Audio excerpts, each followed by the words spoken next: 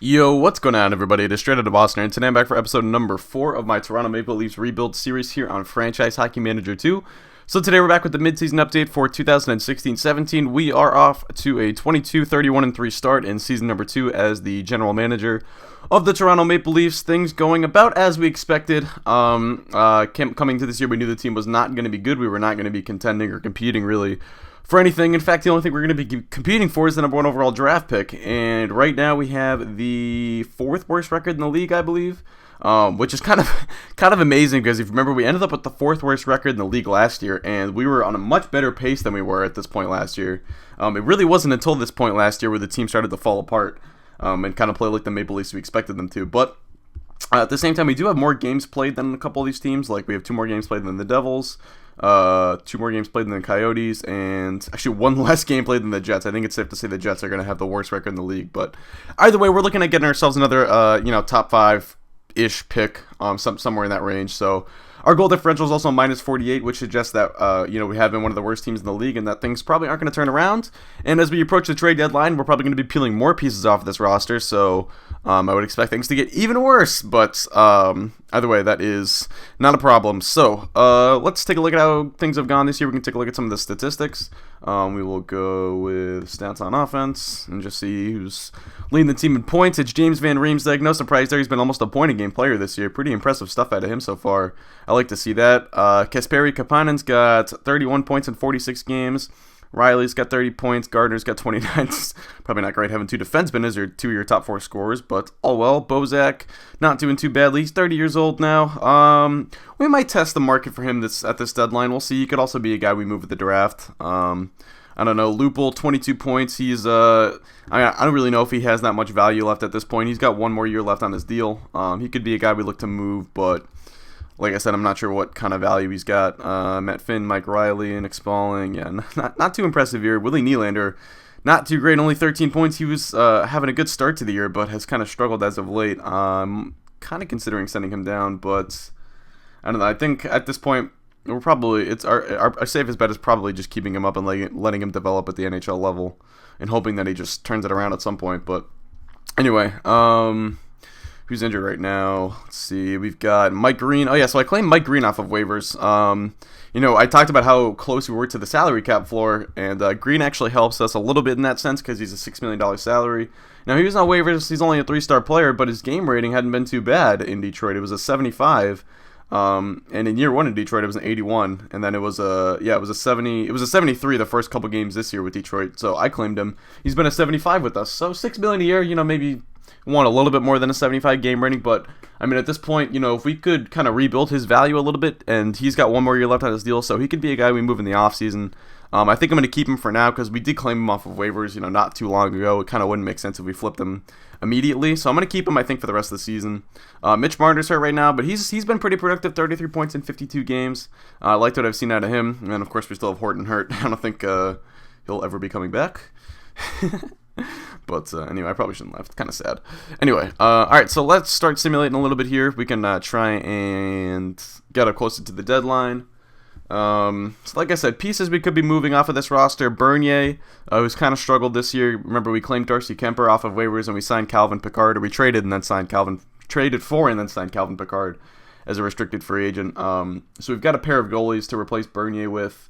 And like I said, Lupul maybe. I don't think we're going to trade any of our defensemen, but Lupul and maybe Bozak. I think those are 3 names we'll probably look at. Bernier. We're not going to move any of these defensemen. Riley and Finn. We're going to want to bring these guys back. So, and let's see. Forwards. Daniel Winnick's been horrible this year, so I don't even think I'm going to bother trying to move him because I doubt we could get anything from him unless it's just a throw in. Nick Spalling. Spalling and Winnick, if they're throw-ins in a deal, maybe. I'm not going to re-sign them, I don't think, but yeah, other than that, I guess Komarov's still got 2 years left on his deal, but he's been pretty bad this year. Lupul. So Lupul, Bozak, and Bernier are really the names we're going to be looking to move at this deadline, especially Bernier. He's got 1 year left on his contract. Hasn't played well this year, but he's still a 4-star goaltender, and I think, plenty of teams could use a goaltender like that, so I don't think we're going to have a problem finding a market for him. But, all right, let's keep our eye on the waiver wire just so that we can not letting any good players slip by us. I have seen pretty good players come on waivers in this game. I think one time I claimed Kyle O'Connor off of waivers, the first round pick from the Jets this past year, who's got like 5-star potential in the game and turned into a beast once I claimed him. So you can get lucky on waivers sometimes.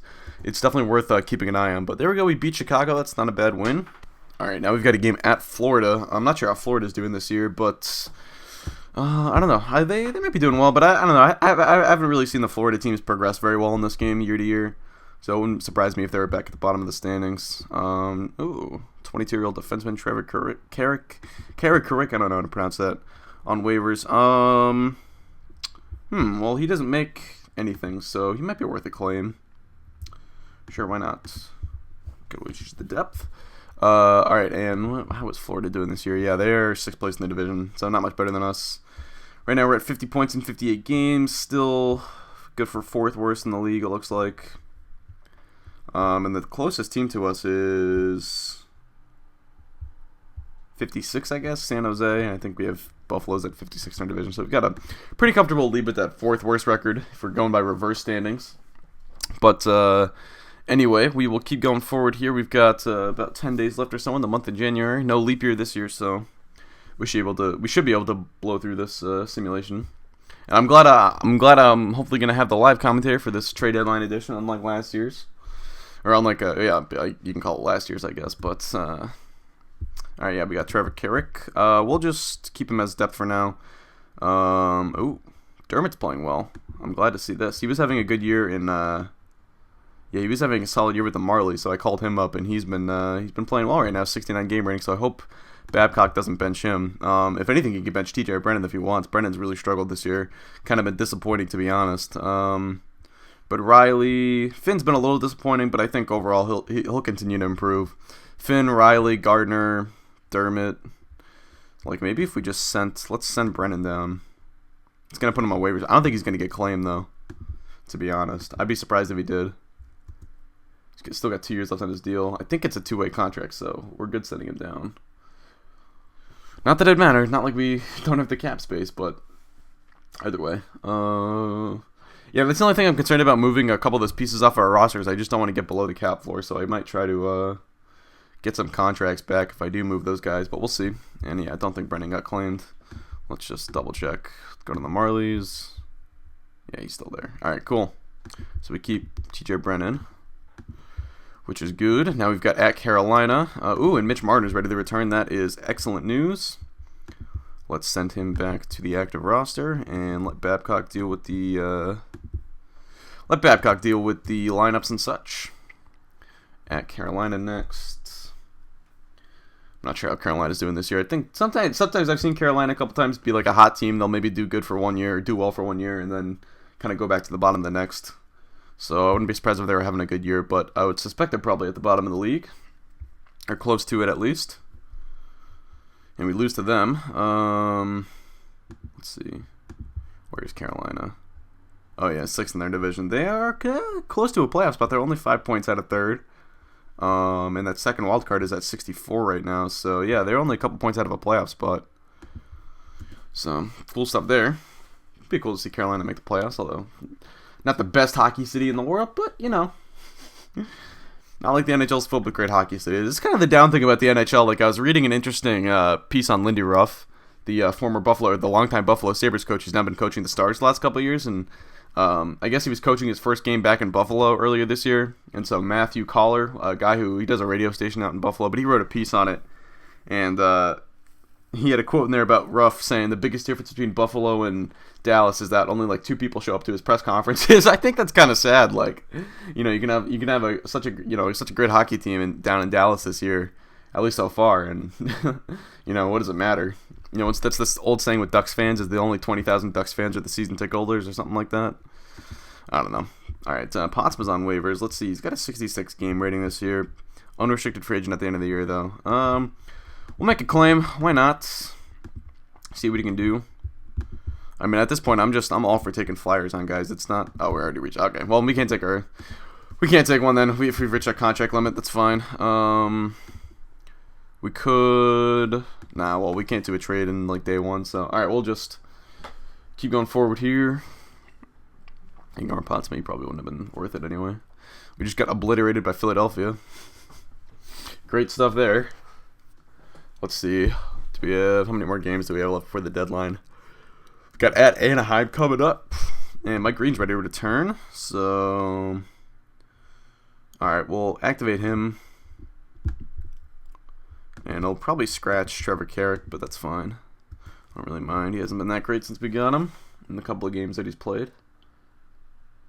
I'm glad to see that Dermott's playing well, though. And I like this Shoshnikov guy, who I just called up. He was having a good year with the Marlies as well. And he's got a 64 game rating, so that's not too bad for a fourth liner.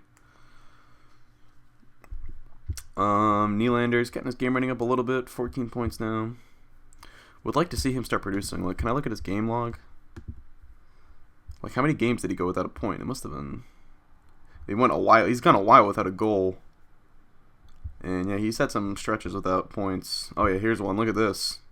Whoa, this is a long time to go without a point there, Willie Nee. Yikes. Yeah, he's kind of struggling. Is he? He's not playing on the fourth line, is he? No, he's the third line center. I don't know then. I mean, when we move Bozak, he'll probably move back into the top six. So, or if we move Bozak. I think I'm going to try and move Bozak, though, just because he is 30 years old. I want to capitalize on his value while I still can. I think he's got 2 years left on his deal. Maybe 3. But I don't see Bozak as a long-term building block, so move him while we can. Ooh, a nice shutout of Anaheim. That's nice. We got a little West Coast swing here. Finn's banged up. That's fine. All right, at Calgary. I think we'll do at Calgary, and then I'll start pulling the strings on some deals. All right, we took care of Calgary 4-1, so we're actually kind of playing well right now, especially our goaltending looks like been playing well. But let's see. What about at Edmonton? All right, we lose 3-1. So, all right, 54 points. New Jersey's catching up to us. That's good. And they've got 3 games in hand. So, let's see. Other than that, there are still only 2 teams worse than us, Winnipeg and Arizona. So I like that. All right. Now, like I said, the targets we're going to look to move, Bozak, Bernier, and maybe Lupul. But Bozak and Bernier especially are the guys we're going to try and move. So, all right. I'm going to cut out now and look for some trades. Alright, so I found our first trade partner. It's going to be the Florida Panthers. Pretty much the only team with a weakness at goalie. Now, they do have this young guy, Nathan Lewin, playing pretty well right now. And Florida is kind of like right on the outside of the playoff picture. I think they're 3 points out of that second wildcard spot right now. So, they could definitely use help at goalie. I mean, I can see it. You know, other than Lewin, they don't really have much. And, you know, it's kind of an unproven kid. Maybe playing a bit over his head. You can obviously see, you know, or you can see that being the case. Luongo, not been that great. Berra, not been that great. So you can see why they would have a need for Bernier, and they have the cap space. So I was looking at, you know, players that they might offer up. I kind of wanted to get a forward out of this. I mean, you know, it's been illustrated. You know, I think that we have most of our defensive core long-term set. But I think the best available asset is actually this Mackenzie Weegar guy. Now he's 4.5, but it's B potential, so he's probably 4A. He's a little undersized. Not doing. I mean, 5'11's not that undersized. I shouldn't say that really, but let's see. He was a former, was that 7th round draft pick or 6th or 7th round? So we could get Weegar. Now, ideally I would kind of rather get a guy like Nick Bustad out of this, but I don't think they're gonna want to do this. It's hardly likely. I don't know what I could throw in maybe to change your mind. I mean, I don't think Daniel Winnick's gonna do it, or Nick Spaulding or Leo Komarov. I kind of like Komarov, maybe. Komarov and Spaulding. Komarov and a pick, maybe. Komarov and... We already gave up our third this year. What about next year's third? It makes it well balanced. We could probably do... What about a 4th? Does that make it well balanced? Yes, it does. What about a 5th? That makes it well balanced. Then if we threw in a 6th, they'd probably accept it. What about if we did a 6th and a 7th? Oh, yeah, they might do this. Alright, so I guess getting Bustad wasn't as hard as I thought it was going to be. So he makes $4.1 million. 4-star potential. I did not really see 6'6". Whoa. Yeah, his game rating 69. So he's sort of right on the verge of being worth that $4 million. And I mean, Florida does have some depth at center. They obviously have Barkov, and then past that, let's see, they have. Oh, I guess they don't have that much depth. So I don't know. Maybe they have Gagne. I don't know. Maybe they won't. Maybe they wouldn't trade Bustad. I don't know. This might not make too much sense from a realism standpoint. Huberdeau might actually make more. I guess he got his contract renewed. Never mind. Because I was seeing he had a 1-year deal, but yeah, if he got his contract renewed, then they probably wouldn't move him. So I don't know. Maybe we'll just go for the defensive prospect, or we could actually get, instead of Bustad, could settle for someone a little bit worse than him, but might still be worth picking up in Vincent Trocheck. So he's got 28 points. He's having a bit of a breakout year points-wise. And he's a restricted free agent at the end of next year. Makes not too much money. 68 game rating this year. Not even really that much worse than Bustad. So if we get Trocheck, I think we don't have to throw in anything more than another 7th. Now, could we get Trocheck and that defenseman is the question. And let's see. Where is he at? Right shot, yeah, Uyghur. There we go. Alright, so maybe if we threw in Komarov, they would do this. Which I would gladly do, because Komarov has really not worked out for us. Left wing, right? Or is he right wing? I guess he's right wing. I don't know, they might not do that. What about, well, I don't suppose they would want Lupul. Oh, maybe they would. We could maybe throw in Lupul in this. I don't know. No, let's not throw in Lupul because it feels like that's not maximizing his value. What about? We could throw in Peter Holland maybe. I don't like him. What about? Let's see. I don't suppose they want Winnick or Spalling. Nope. We already checked Komarov. Don't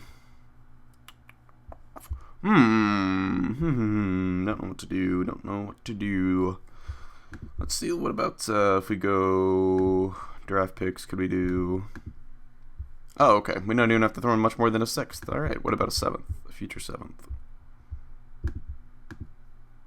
All right. We'll throw in the 6th then. All right. So that'll be the trade. Bernier and a 6th for Trocheck and Uyghur.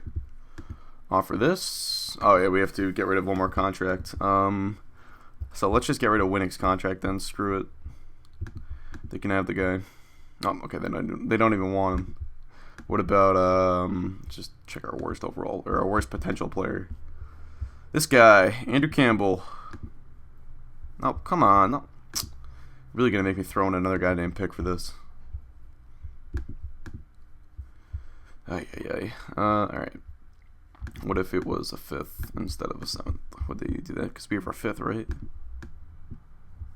Still well balanced. I think it's gonna be well balanced in the minimum. So let's just do the 6th and the 7th. All right. So Bernier, Campbell, 6th and a 7th for Trocheck and Weaver. We would be below the cap floor. Really? All right, so to get above the cap floor to do this trade, I've actually activated Nathan Horton. This is kind of a cheeky move because obviously he's not going to play for us, but his $5.3 million cap hit will count as long as he's on the active roster. So we'll put him on there, and then all right, let's go back to that trade with Florida. So who are we giving up? Bernier, and we can even give up Winnick in this. If we want, let's see. Let's just sort by position. It's probably easier. All right, it's Daniel Winnick for Panthers players. Uyghur. And like I said, I imagine Uyghur's probably 4-star potential, not 4.5, but still could be a nice pickup. And, even though we still, we probably have plenty of defensemen, just getting the best available asset and then, we can always move a defenseman for a forward later if we have to. I think is always the way to approach it. So, plus, Uyghur's a restricted free agent at the end of the year, so it kind of makes sense why Florida would want to give him up if they couldn't fit him on their NHL team, and he's going to demand a one-way contract. It would make sense why they would give him up.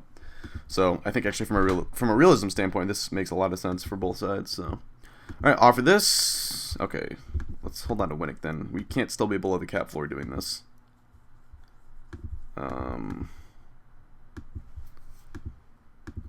Let's see, Campbell. Offer. Okay, we have to increase the offer. Apparently, I know it's all right. Whatever. What about a 5th and a 7th? Nope. What about a 4th and a 7th? Are you serious? Are you serious, Florida? God, you cannot be serious with this. All right, well.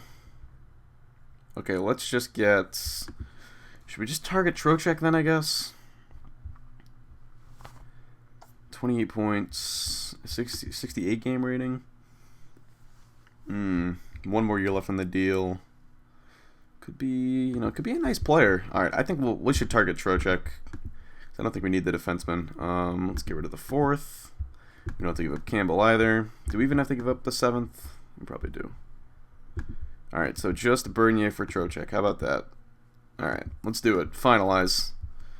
Okay, so that is deal number 1. I'm going to move on, and now it's going to be a little bit harder because we're closer to the floor now, but if we just get a little bit of salary back for Bozak, I think we'll be able to move him.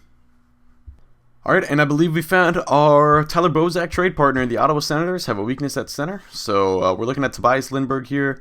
4.5 B potential, having a pretty nice season in the AHL right now, 34 points in 44 games.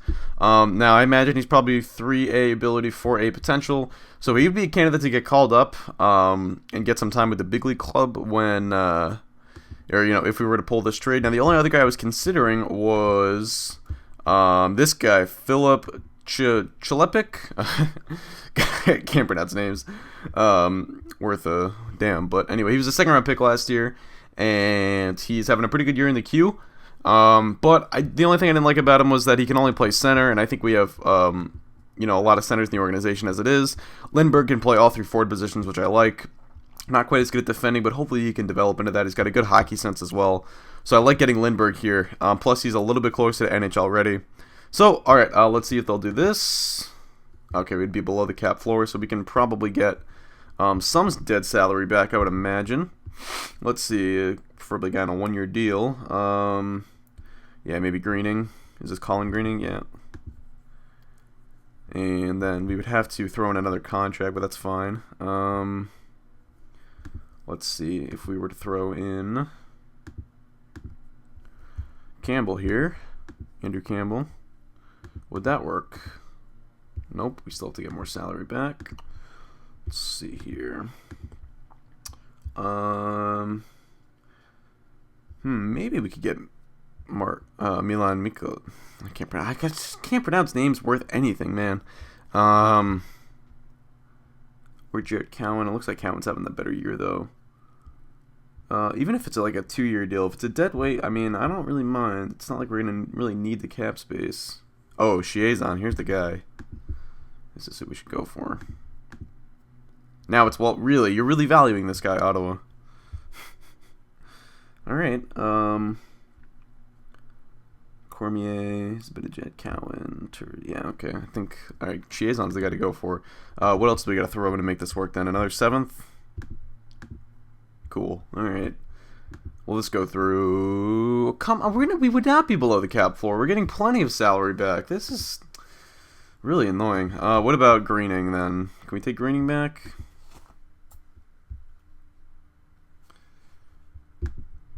And we'll throw in one of our 3-star potentials, I guess. Maybe. I would throw in Robida, but we should actually call Robida up. That might help. Wait, let's try that. Because that's going to increase our salary, I believe. Let's call him up. Does anyone else have NHL contracts here? Or, one-way contracts? Doesn't look like it. Okay. We have 25 guys in the active roster now. Alright, now let's see if we could do this trade with Ottawa. Let's go back. So it's Bozak for... not a pick. Players for where is he at? Alright, we'll do Greening. I don't see Tobias Lindbergh. Chiazon. Let's go by game rating. I'll find him that way. Where art thou, Tobias? There you are.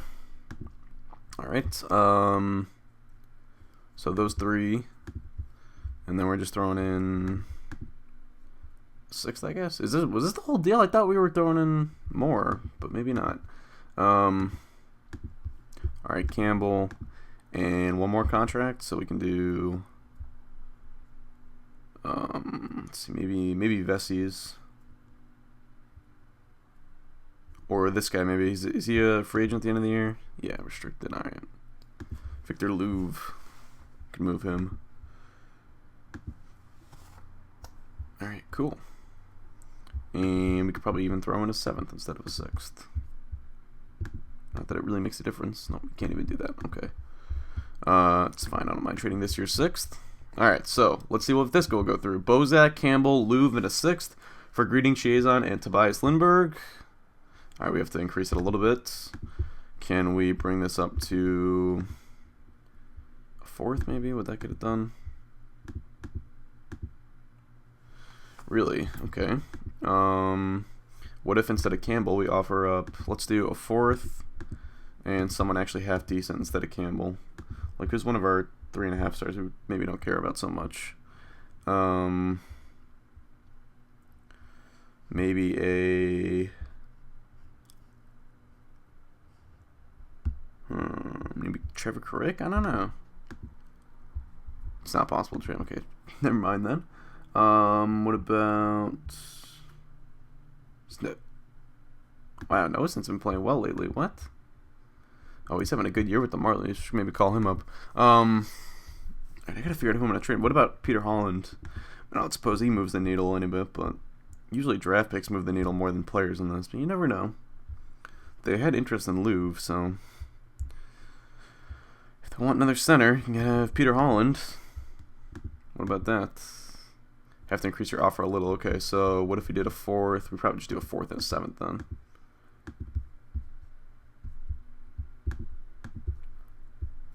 Alright, let's try a 5th and a 7th then. Nope. Okay, what about a 4th? Go back to the 4th. Offer. Oh, come on. What about the 4th and this year's 6th? What about a 4th and this year's 5th? Ottawa, please. Don't do this to me. Alright, what if we don't take back Chiazon? And probably don't need. Let's see, can we do this plus a 7th? Or is that going to put us back below the cap floor? Yep. Oh my goodness, this is frustrating. Alright, I finally found the right combination for this trade. So it's Bozak, Louvre, and then 3 picks. A 5th, a 4th, a 5th and 4th from this year, and then a 5th from next year's. And the only thing is, can I make this, like, I'm just going to lowball the crap out of them. I'm so frustrated with this deal. Alright, no, it's got to be a 5th. That's fine. It's fine. I just want to get the deal done. It's going to be Lindbergh and Michalek coming back the other way. Michalek, whatever.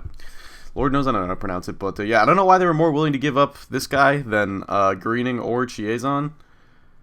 Because he's been pretty decent, but whatever, Ottawa. Nice talent evaluation you got there, guys. Alright, so let's finalize this. Yikes. Alright, and those are going to be our 2 trades, so I'm not even going to try and move Lupul, because it's just going to... I don't even want to deal with the cap floor crap right now, so we can try and move Lupul in the offseason. It's not urgent that we move him. I think it's more likely that... I mean, he's been so bad, I think it's more likely he just plays out his contract at Toronto and... you know, then expires and goes away. But, alright, so the question is, let's sort out our roster here. We can send down a couple guys. Let's send Carrick down. Probably go through waivers. Oh, no, he didn't have to go through waivers. And then we've got, let's see, we've got 7 defensemen there. And Michael, okay, Michalek is a forward, so we can send... We're going to keep Horton up, but he's obviously going to be inactive. Let's see. We can send Larson down. He's been pretty horrible. Put him on waivers. He won't get claimed, I bet. Holland we can send down as well. He's also been horrible. Alright, that gives us 22. So that gives us, I believe, enough forwards. And let's see. We'll dress Trocheck. And we'll dress Michalek. And then we could. I'm gonna waive Daniel Winnick, I think. See if he gets claimed, and we'll call up. Let's see. We had a forward in mind. Oh yeah, Noah Sin we'll call up.